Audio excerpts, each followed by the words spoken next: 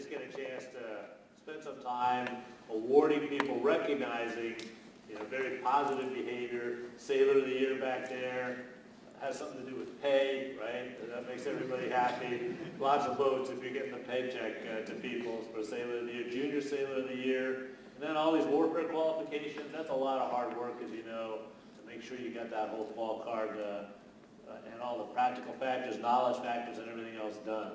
So you guys can stand at these too. Okay, so it's just a great way to recognize superior performance. Start our talk off together on a very, very positive note. So let's give them one last round of applause.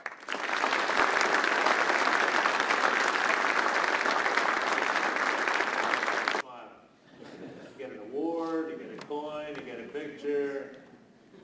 Still no. All right. Okay, over to you. Detail, left base, post.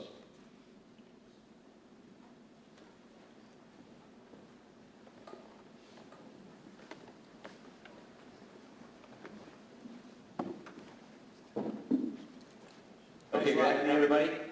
How are we doing? Good afternoon. Tough crowd, tough crowd.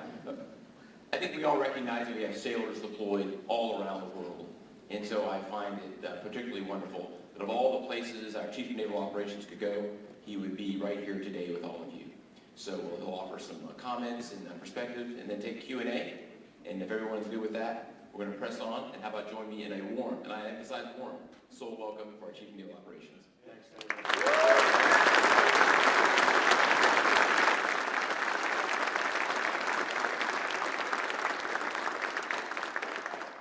While we got our hands warmed up, and just so I make sure I don't forget this, as you all know, Admiral Cooper's about ready to wrap up his tour here, change command, and boy, it has been a fast-paced whitewater rapids time in your command, hasn't it?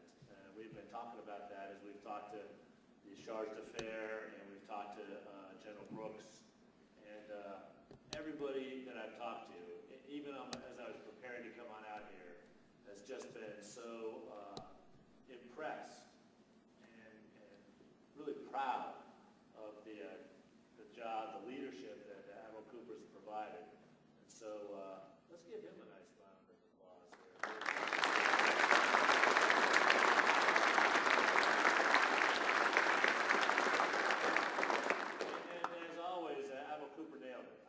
So happy to be here to get a chance to talk to you.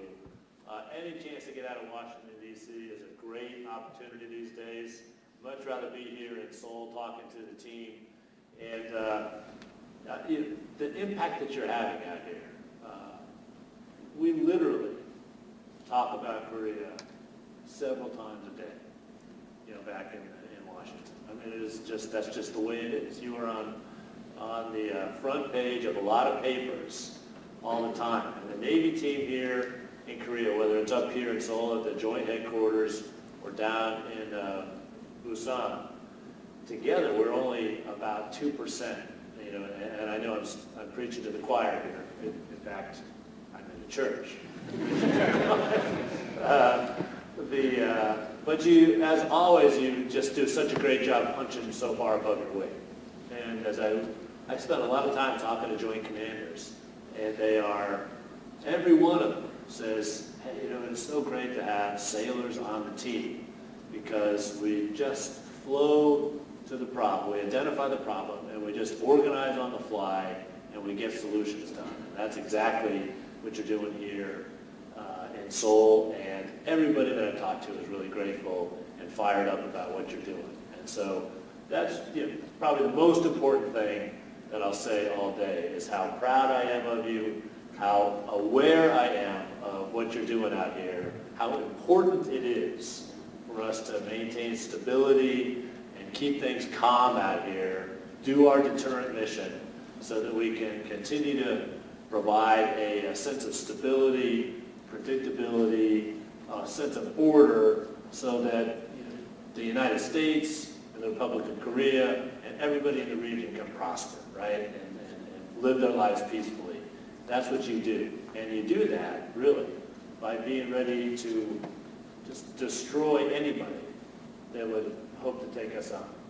All right? It is that readiness to be deadly and lethal that allows us to have that deterrent effect. And so, thanks for everything that you do there. We are, our Navy right now, is about, by any measure of human performance, whether it's intelligence tests or fitness tests or what have you. Any way you can test and measure human ability, we've got the most talented Navy we've ever had, ever. Right? I mean, the scores, I've got the documents to prove this. And I know that you had a lot of choices when you got out of school, and you have a lot of choices day to day. You have a lot of choices at the end of your enlistment. And everybody here made that choice to stay or join the Navy. You chose to raise your right hand. You chose to be part of something bigger than yourself, something noble. You took an oath to support and defend the Constitution. And with so many choices that you have, I've got a lot of respect for the choice that you made. All right? And as I think about my job as the Chief of Naval Operations, it is really to honor and respect your decision to do that. Okay? To try and obliterate any obstacle that stands between your ability to reach your maximum theoretical limit of performance, right? So I want to make sure that you're enabled to do that, and then to find all sorts of creative ways to raise that limit as well. Okay, so as I think about the decisions I make as a CNO,